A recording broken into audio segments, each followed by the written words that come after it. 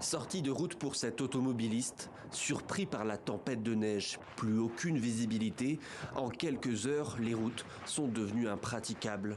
Partout, dans le sud de l'Ukraine, le pays a été frappé par de fortes intempéries. Les rafales ont parfois atteint les 150 km/h. Plus de 1600 foyers sont privés d'électricité. Certains habitants ont pu être évacués par les services de secours. D'autres n'ont pas eu le temps de se mettre à l'abri. Malheureusement, à l'heure actuelle, on déplore quelques décès. C'est dans la région d'Odessa que le nombre de décès est le plus élevé, 5 personnes. Je présente mes condoléances à leurs familles et à leurs amis. Au moins 19 personnes ont été blessées. En Crimée, territoire occupé par la Russie, des habitants de Sébastopol ont partagé ces images impressionnantes.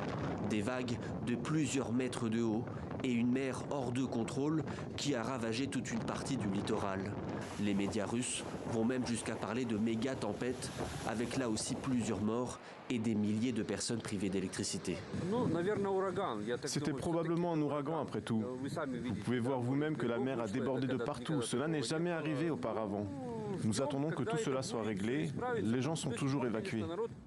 La tempête inquiète particulièrement les autorités ukrainiennes. Avec la guerre et l'arrivée de l'hiver, le réseau électrique est déjà soumis à de fortes pressions. Le gouvernement redoute des attaques sur ses installations énergétiques, déjà visées l'année dernière par une intense campagne de bombardement russe.